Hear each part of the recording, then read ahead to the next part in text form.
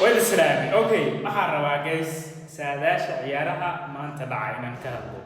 koobtayda ma aha laakiin waa ku istaaga waan dulmaraynaa okay bismillah waxaan ka bilaabi doonaa Chelsea iyo Brighton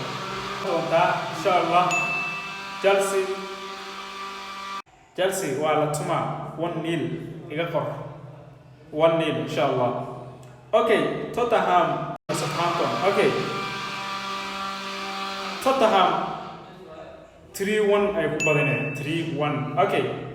waxa ku xijin doona Liverpool iyo Fulham Liverpool badinayso Muso Liverpool ayaa badinayso waxayna ku badin doontaa clinch 2-0 muku xumeeyay 2-0 okay Manchester City iyo Manchester United kulankan derby ma ahan waa weyn waaye laakiin derby ma United waa la iska haystaa saasay tahay maanta guusha aydan siiyani saadaasheedii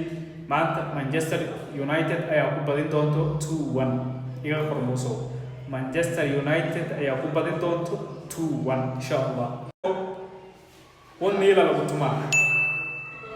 1-0 lagu tumaa Atletico Madrid wada saadaasha Roma iyo Juventus